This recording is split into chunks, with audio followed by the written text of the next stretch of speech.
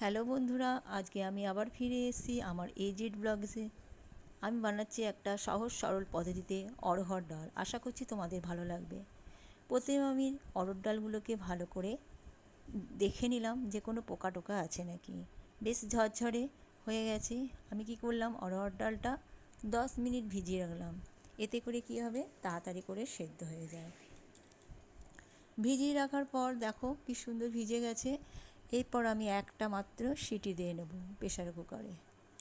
Pressure কুকারে দিয়ে দিচ্ছি ডালটা। ভিডিওটি ভালো লাগলে লাইক, শেয়ার, কমেন্ট করতে ভুলবেন না। আর এখনও যারা সাবস্ক্রাইব করোনি তারা আমার পাশে থেকে সাবস্ক্রাইব করে দিও। আমি একটা সিটি দিয়ে চলে এসেছি। কড়াইয়ের মধ্যে দিয়ে দেবো, এটা সাধারণত ঘি দিয়েই বেশি ভালো লাগে। ঘি দিয়ে দিলাম জিরেটা বেশ ভালো করে ভাজা ভাজা হবে। আর দিয়ে দিলাম একটা তেজপাতা। তোমরা টমেটোও দিতে পারো, কিন্তু আমি টমেটো দিইনি। বন্ধুরা দেখো, ডালটা খুব সুন্দর সেদ্ধ হয়ে গেছে। ডালের মধ্যে এখন আমি নুন হলুদ কিছুই দিইনি। জিরেটা বেশ সুন্দর হবে, একটা সুন্দর গন্ধ বেরবে জিরে আর পাঁচ ফোড়নে। তার সাথে আছে ঘি। একটা সুন্দর যখন গন্ধ বেরোবে, জিরেটা ভাজা ভাজা হয়ে গেছে, এরপর আমি ডালটাকে দিয়ে দেবো কড়াইয়ের মধ্যে।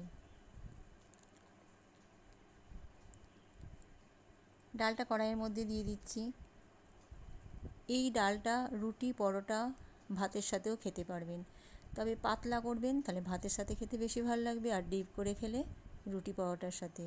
আমি একটু পাতলা পাতলাই করেছি, যেহেতু ভাতের সাথে খাবো। দিয়ে দিলাম মিষ্টি। এই ডালটা একটু মিষ্টি দিতে হয়, তবে বেশি খুব ভালো লাগে। সম্পূর্ণ নিরামিষ, এতে কোনো পেঁয়াজ রসুন নেই। দিয়ে দিলাম নুন, পরিমাণ মতো নুন, পরিমাণ মতো মিষ্টি, আর দিয়ে দেবো একটু হলুদ গুঁড়ো। এরপর ডালটা ভালো করে নাড়িয়ে চাড়িয়ে নেব। বেশ ফুটে উঠছে, ডালটাও বেশ ঘন হয়ে গেছে। আমি খুব ঘন করলাম না, জল দিয়ে একটু পাতলা করে নিলাম।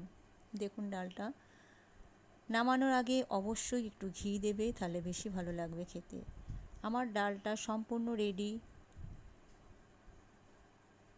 আমার চ্যানেলটা সাবস্ক্রাইব করে রেখে দিও, তাহলে নিত্য নতুন ভিডিও পাবে, আগে তোমাদের কাছে চলে যাবে।